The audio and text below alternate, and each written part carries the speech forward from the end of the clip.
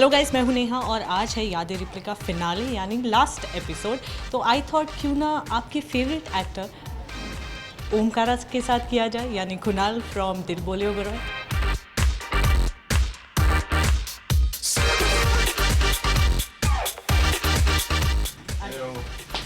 कुणाल, बहुत ज़्यादा fans excited है इस सेगमेंट के लिए।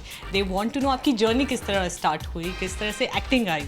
तो ये कुछ 6 साल या 7 साल पहले की बात है जब मैंने सोचा कि एक्टिंग को भी एक ट्राई दिया जाए। एंड उससे पहले मैं एक MNC में काम कर रहा था। फिर वहाँ से मैंने सोचा कि क्यों ना अपने शौक़ को, इस कीड़े को भी एक मौका दिया जाए। तो वहाँ से मैंने डिसाइड किया था कि मैं अपने आप को 1 साल दूंगा, 1 साल ट्राई करूँगा। 1 साल में अगर कुछ नहीं हुआ तो I be back to my job कर लूँगा, बिजनेस कर लूँगा, जो भी होगा। तो पर क्लिक हो गया, तो वहाँ से जर्नी चलती गई। कोई फैमिली बैकग्राउंड था? नथिंग। तो किस तरह से फिर? एक्चुअली मुझे स्टार्टिंग में तो इतनी तकलीफ हुई थी क्योंकि मुझे ये नहीं पता था कि ऑडिशंस कहाँ होते हैं, कोऑर्डिनेटर क्या होता है, कास्टिंग डायरेक्टर क्या होता है, एड ऑडिशन अलग होता है, सीरियल के ऑडिशन अलग होते हैं, मूवीज़ के ऑडिशन अलग होते हैं, हालांकि सबकी स्केल अलग होती है, रिक्वायरमेंट्स ये वो। मैं बहुत सिंपल सा था, तो बहुत ही प्लेन कपड़ों में ऑडिशंस के लिए चला जाता था। फिर वहाँ से मेरे को जो कुछ दोस्त बने ने, उन्होंने मुझे समझाया कि थोड़े अब यंग फेस हो तो थोड़े कलर्स पहनो, ये पहनो, वो पहनो। तो वैसे वैसे कर के उनसे, लोगों से सीख के करते गया। पहले 6-8 महीने तो मैं एकदम गुम था कि मतलब क्या हो रहा है, कहाँ जाना है, क्या करना है। ऐसा कोई दिन याद है तब जब लगा कि नहीं, अब मुझे नहीं करना? एक्चुअली ऐसा कोई दिन नहीं आया क्योंकि कहीं ना कहीं मैं कुछ ना कुछ लकी था कि मैं छोटी छोटी चीज़ें करते रहता था। पर ऐसे कोई बहुत रिजेक्शंस तो बहुत, मतलब मैंने अगर 100 ऑडिशंस दिए हैं उसमें से 90 रिजेक्शंस थी, 10 सेकंड ऑडिशंस के लिए थी, उसमें से भी 10 के 10 चले जाते थे हाथ से। तो मैंने रिजेक्शंस तो बहुत देखे हैं। तो इसके बाद इतने सारे ऑडिशंस दिए, रिजेक्शंस इतने सारे मिले, उसके बाद पहला ब्रेक किस तरह मिला? एक्चुअली मेरा पहला ब्रेक मिला मुझे, एक टीवी शो आता था स्टार प्लस पे, प्रतिज्ञा, मन की आवाज़ प्रतिज्ञा। एक्चुअली मैं उस प्रोडक्शन में उनके एक दूसरे शो के लिए ऑडिशन देने गया था। ऑडिशन दिया वहाँ पे, कास्टिंग वालों को अच्छा लगा, प्रोड्यूसर को अच्छा लगा, चैनल तक बात भी ओके हो गया, कॉन्ट्रैक्ट साइन हो गया, सब हो गया था उस दूसरे शो के लिए। और शो ही बंद कर दिया। लीप लेने वाले थे तो पर वो शो बंद कर दिया। अब शो बंद कर दिया तो मैंने बोला ठीक है, कोई बात नहीं, एक और रिजेक्शन।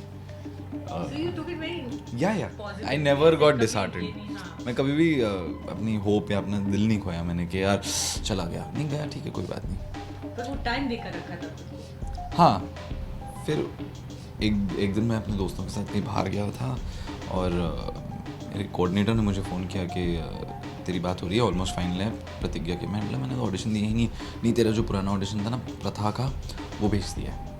मैं ओके, रुका रहा, कॉल नहीं। फिर अगले सुबह को कुछ 80 मिस्ड कॉल थे, सुबह 7 बजे। मैं 9 बजे उठा, मैंने बोला मैं देखा 80 मिस्ड कॉल। वहाँ से मैं भागा ऑफिस, वहाँ पे कॉन्ट्रैक्ट साइन की, लुक टेस्ट किया। फिर उन्होंने बोला आप घर जाओ। घर गया, घर जैसे पहुंचा, मैंने पूरा दिन कुछ नहीं खाया था, सुबह से ब्रेकफास्ट कुछ नहीं, फटाफट शावर लिया और मैं भागा था ऑफिस।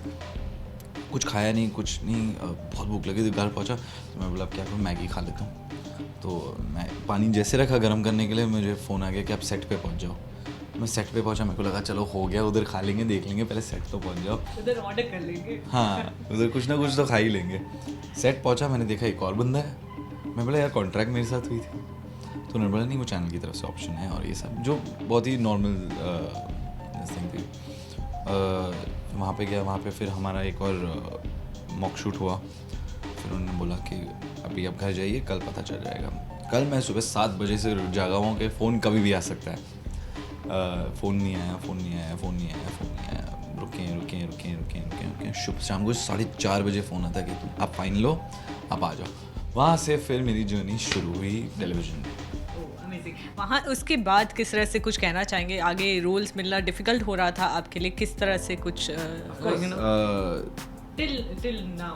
ऑफ कोर्स ये भी काफ़ी डिफिकल्ट था. बड़ी प्रोजेक्ट किया था मैंने एक शो, उसके बाद मुझे लगा था कि ठीक है कुछ ना कुछ कहीं ना कहीं तो मिल ही जाएगा, पर बड़ी प्रोजेक्ट के बाद मुझे 2 साल लग गए. बट बहुत अनफॉर्चुनेट चीज़ें भी हुई बीच में कि जहाँ शो साइन किया शो फ्लोर पे नहीं गया. ऐसी सारी चीज़ें भी बहुत सारी हुई. तो ऐसा नहीं था कि मैं कभी भी बिना टचवुड, ऐसा था कि काम नहीं था, हमेशा कुछ ना कुछ साइंड था. बट रिप्लेस हो गए, कुछ होता है जो नॉर्मल होता ही है. तो पर मैंने कभी भी रिजेक्शन को अपने दिल पे नहीं लिया है. फैमिली बैकग्राउंड में बिजनेस है, तो कभी ऐसे नहीं लगा कि जब कुछ रिजेक्शंस मिले बीच में तो ऐसे नहीं लगा कि वापस चला जाओगे? बिल्कुल ही नहीं, क्योंकि मेरी ये डिटर्मिनेशन थी. मैं बॉम्बे का ही हूँ, सो आई हैड नो प्रॉब्लम. तो मुझे कभी भी ऐसा नहीं लगा. मैं हमेशा बोलता था कोई बात नहीं, अब हो जाएगा. पॉजिटिविटी उतनी हमेशा थी मेरे अंदर. ओके, टिल इश्कबाज का कुछ कहना चाहेंगे? किस तरह से आया आपके पास ये कॉल, ये ऑफर? इश्कबाज नॉर्मली जैसे मैं ऑडिशन दिया था 4 लाइन्स में, तो उनको ये ओमकारा कैरेक्टर के लिए कोई चाहिए था, तो ऑडिशन दिया. ऑडिशन अच्छा गया था मेरा, तो मेरे को वापस गुल मैम के पास बुलाया. उनकी मीटिंग हुई, उन्होंने बोला ठीक है एक फुल मेकअप एंड प्रॉपर एक ऑडिशन करते हैं, मेकअप लाइट्स वाइट्स सब के साथ. वो किया, उनको वो भी पसंद आया.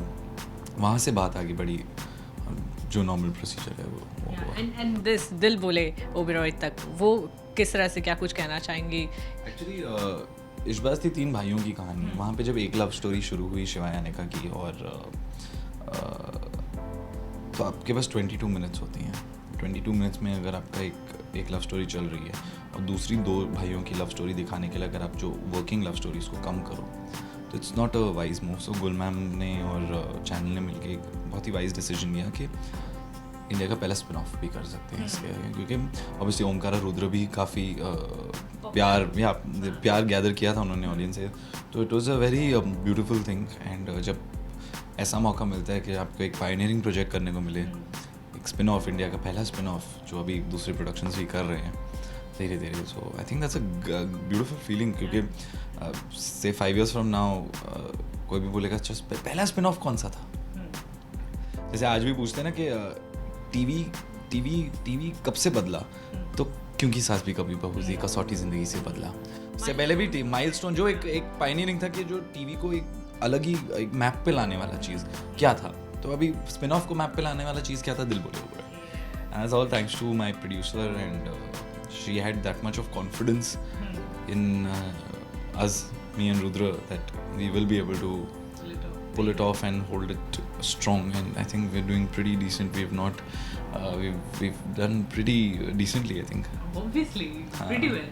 Okay, so कुणाल, वहीं रिलेशनशिप की बात की जाए तो काफ़ी सारे फीमेल फॉलोइंग भी है आपकी, जो जानना चाहते हैं कि क्या चल रहा है. बीच में हमने ये भी अनेरी वजानी का जो कंट्रोवर्सी था, उसे भी हमने देखा, आपने काफ़ी पॉजिटिवली लिया, like you to be all your. को एक्चुअली कोई फर्क नहीं पड़ता लोग क्या बोलते हैं, क्योंकि वो सच नहीं है तो सच नहीं है. और जब सच होगा, शादी हो रही है आपकी, यहाँ तक पहुँच गया था. अनेरी और मैं दोस्त हैं, बहुत अच्छे दोस्त हैं इनफैक्ट. बट मुझे फ़नी बात ये लगी थी कि मेरे को और अनेरी को मिलके या बात करके भी 1 साल हो गया था. और 1 साल पहले की बात, मतलब वो फ़ोटो भी जो था एक कॉमन फ्रेंड के बर्थडे पे ऐसे ही खींचा था. जब सब खींचते हैं क्या, आजा सेल्फी लेते हैं, आजा फ़ोटो लेते हैं, वो उस फ़ोटो को, और मैंने उसको वो फ़ोटो यूज़ किया था उसके हैप्पी बर्थडे इंस्टाग्राम विश करने के लिए. इंस्टाग्राम पे उसको हैप्पी बर्थडे विश, और मुझे पता नहीं, I don't know, I find it, I am sorry to say this, but ये जो मीडिया, डिजिटल मीडिया जो पोर्टल्स होते हैं, उनको आई डोंट नो, अगर उनको कोई मसाला नहीं मिलता, ये शायद उसलिए करते हैं सीधा शादी. सो आई फाइंड इट, मेरे को बहुत फ़नी लगा कि आप लोगों के पास मतलब उतना मसाला नहीं है, या आप गैदर नहीं कर पा रहे हो जो आपको क्रिएट करना पड़ रहा है. इन सब चीज़ों को you take it very, I don't, मेरे को फ़र्क ही नहीं पड़ता है. बोलो आपको जो बोलना. I just want to say guys, thank you for all the love and support that you have given all the while to Ishqbaaz, and then now to Dil Bole Oberoi, and to Omkara and Gauri and Shivaay Anika and everyone in fact connected to the show. And keep giving us this love, because this is the love that is keeping us going, and this is the love that is going to help us and motivate us to do even better than we are today. And it's because of you guys that we are here today. So thank you so much.